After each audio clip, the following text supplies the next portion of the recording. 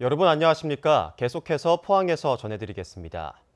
서울과 중부지방에 폭우를 쏟았던 비구름이 남하하면서 경북 동해안에도 30에서 80mm의 비가 내리겠습니다. 밤사이 비가 내린 영덕과 울진에는 오전에, 포항과 경주는 오후에 비가 그치겠지만 비구름이 좁고 강한 띠를 형성해 강우량이 매우 유동적입니다. 낮 기온은 27에서 29도로 크게 오르지 않겠습니다. 해상의 물결은 동해 전 해상에서 최고 2.5m로 일겠습니다. 그제 포항시의회 시정질문이 도중에 무산된 초유의 사태는 지난 6월 일부 의원들이 기습적으로 처리한 회의 규칙이 원인이 됐습니다. 당시 다른 의원들뿐 아니라 시민단체도 크게 반발했는데 최근에는 법제처도 재검토 의견을 내서 논란이 더 커지고 있습니다. 장미쁨 기자가 보도합니다.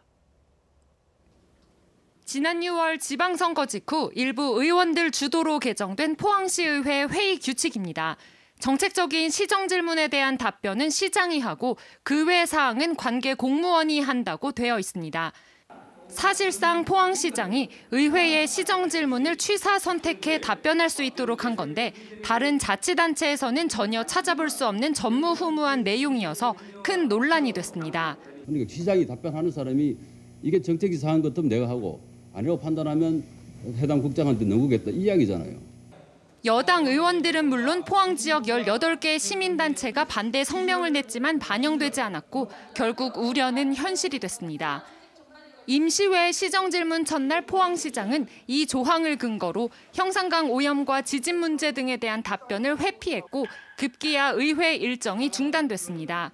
정부의 시정질문에 대한 답변자의 결정은 시민 모두가 바라는 협치와 조정을 외면해버린 결과로 심히 유감으로. 더구나 최근 법제처 역시 이 조항에 대해 재검토 의견을 밝힌 것으로 확인돼 논란은 더 증폭될 전망입니다. 법제처는 회의 규칙은 의회의 운영 사항을 정하는 것이라며 회의 규칙에서 집행기관의 답변 사항을 규정하는 것은 재정 범위를 벗어난다는 의견을 냈습니다. 시민단체 역시 지금이라도 해당 규정을 즉각 폐기하고 규정 통과를 주도했던 의원들은 시민들에게 공개 사과해야 한다고 주장했습니다. 집행부를 견제하고 비판하는 그러한 또 이 시의회 고유의 권한을 드렸음에도 불구하고 집행부가 시의회와 원만하게 협의 없이 진행된 부분에 대해서는 매우 안타깝게 생각하고 상황이 이렇다 보니 뒤늦게 포항시의회도 무리하게 개정한 조문을 다시 고칠 수밖에 없다며 수정안을 준비하고 있습니다. 개정안이 있는데 그거를 그대로 조례안을 만들 것인지 또 저희들이 이거를 원상태로 돌아갈 것인지 의원 전체의 의견을 들어서 시민을 대신해 지방정부를 견제하는 시의회의 순기능을 고려한다면 시정질문에 대한 의회의 권한을 섣불리 제약해서는 안 된다는 지적이 힘을 얻고 있습니다. MBC 뉴스 장미쁨입니다. 포항 지역에 식수와 공업용수를 공급하는 영천댐과 경주 안개댐에 내려졌던 관신단계 조류경보가 지난 29일 해제됐습니다. 대구지방환경청은 영천댐은 지난달 30일, 안개댐은 이달 8일 조류경보를 발령한 뒤 최근 2차례 남조류 세포수를 측정한 결과 밀리리터당 10,000개체 미만으로 감소해 관신단계 경보를 해제했다고 밝혔습니다.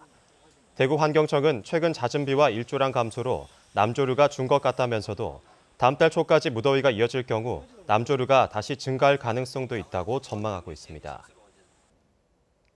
경상북도가 내일부터 출산한 공무원이 최대 9개월까지 집에서 일하는 재택근무제를 시행합니다. 주 5일 중 4일은 집에서 일하고 하루는 사무실에 나와 보고하는 방식입니다. 이상으로 포항 MBC 뉴스를 마칩니다. 여러분 고맙습니다.